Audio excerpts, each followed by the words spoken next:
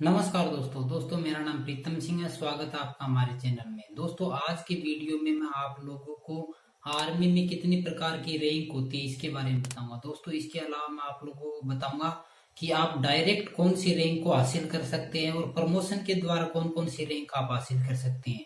इसलिए वीडियो को बिना स्किप करे अंत तक जरूर देखें। चलिए शुरू करते हैं।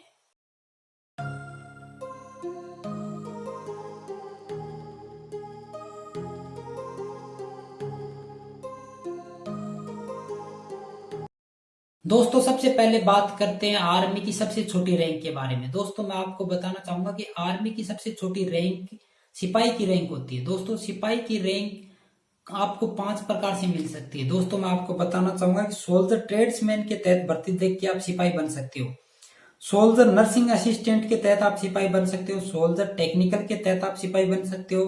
सोल्जर क्लर्क और स्टोर कीपर के तहत आप सिपाही बन सकते हो। सोल्जर जनरल ड्यूटी यानी सोल्जर जीडी के तहत भी आप सिपाही बन सकते हो। दोस्तों उसके बाद जो अगली रैंक है वो है लेंस नायक की और नायक की। दोस्तों लेंस नायक और नायक केवल और केवल आप प्रमोशन के द्वारा ही बन सकते हो। दोस्तों सिपाही से पहले लेंस नायक बनाया जाता है, उसके बाद नायक बनाया जाता है। दोस्तों नायक के बाद जो अगली रैंक है वो हवलदार की है। दोस्तों हवलदार की रैंक को आप प्रमोशन के द्वारा भी पा सकते हो, परंतु यहाँ पे आपको 2 डायरेक्ट भर्ती भी मिलती है, उसके द्वारा भी आप हवलदार बन सकते हो। दोस्तों हवलदार एजुकेशन की एक भर्ती आती है और दूसरी भर्ती आती है सर्वेयर ऑटो कार्टो की। दोस्तों इन दोनों भर्तियों को आप फाइट करके डायरेक्ट हवलदार भी बन सकते हो। दोस्तों हवलदार के बाद अगली जो रैंक है वो है नायब सूबेदार की। दोस्तों नायब सूबेदार आप प्रमोशन के द्वारा तो बन ही सकते हो, परंतु इसके अलावा भी यहाँ पे आपको 2 ऑप्शन और मिलते हैं। एक भर्ती आती है केटरिंग जेसीयू के तहत, उसको फाइट करके आप नायब सूबेदार बन सकते हो। दूसरी है रिलीजियस टीचर की यानी धर्मगुरु की भर्ती।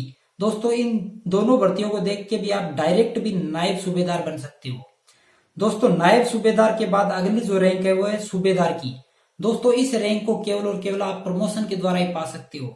नायब सूबेदार से सूबेदार बनाया जाता है। दोस्तों उसके बाद अगली जो जो मेजर रैंक है वो है सूबेदार मेजर की। दोस्तों सूबेदार मेजर भी आप केवल और केवल प्रमोशन के द्वारा ही बन सकते हो।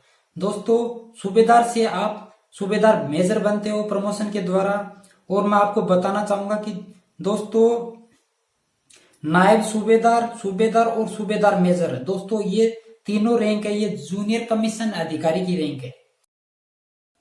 दोस्तों अब बात करते हैं आर्मी के अधिकारी रैंक्स के बारे में। दोस्तों आर्मी के अधिकारी रैंक्स में सबसे छोटी रैंक होती है लेफ्टिनेंट की। दोस्तों लेफ्टिनेंट आप कई प्रकार से बन सकते हैं। दोस्तों सबसे पहले तो आप एनडीए के थ्रू लेफ्टिनेंट बन सकते हैं। दोस्तों नेशनल डिफेंस एकेडमी यानी एनडीए के थ्रू आप लेफ्टिनेंट बन सकते हैं। 10+2 टेक्निकल एंट्री के थ्रू आप लेफ्टिनेंट बन सकते हैं। इंडियन मिलिट्री एकेडमी यानी IMA के थ्रू आप लेफ्टिनेंट बन सकते हैं। शॉर्ट सर्विस कमीशन टेक्निकल और नॉन टेक्निकल, इन दोनों के द्वारा भी आप लेफ्टिनेंट बन सकते हैं। एनसीसी स्पेशल के द्वारा भी आप लेफ्टिनेंट बन सकते हैं। दोस्तों इसके अलावा जेग यानी जज एडवोकेट जनरल के द्वारा भी आप लेफ्टिनेंट बन सकते हैं। दोस्तों उसके बाद यूईएस यानी यूनिवर्सिटी एंट्री स्कीम के द्वारा भी आप लेफ्टिनेंट बन सकते हैं। दोस्तों उसके बाद टीजीसी यानी टेक्निकल ग्रेजुएट कोर्स के द्वारा भी आप लेफ्टिनेंट बन सकते हैं। दोस्तों इसके अलावा लेफ्टिनेंट एक सामान्य सैनिक भी लेफ्टिनेंट बन सकता है।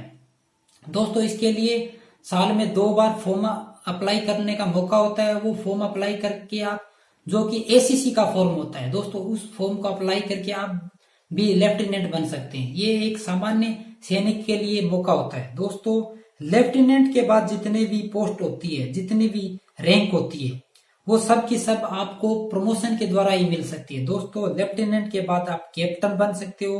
कैप्टन के बाद आप मेजर, मेजर के बाद आप लेफ्टिनेंट कर्नल, लेफ्टिनेंट कर्नल के बाद आप कर्नल, और कर्नल के बाद आपकी अगली रैंक होती है ब्रिगेडियर की। ब्रिगेडियर के बाद आपको मेजर जनरल बनाया जाता है। मेजर जनरल के बाद आपको लेफ्टिनेंट जनरल बनाया जाता है। लेफ्टिनेंट जनरल के बाद अंतिम पोस्ट होती है जनरल की।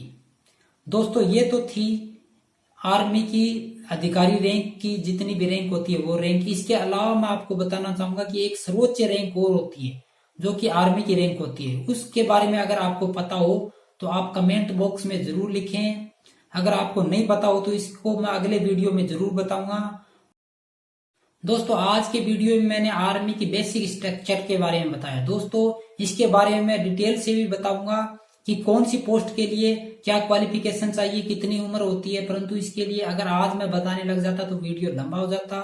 इसके लिए जब भी मेरे पास टाइम मिलेगा तो मैं इसके बारे में विस्तार से अलग से वीडियो बनाऊंगा। दोस्तों आज का वीडियो आपको कैसा लगा? अगर आज का वीडियो आपको अच्छा लगा हो तो हमारे चैनल को जरूर सब्सक्राइब कर ले और इस वीडियो को भी लाइक कर दे। दोस्तों आपका बहुत बहुत धन्यवाद।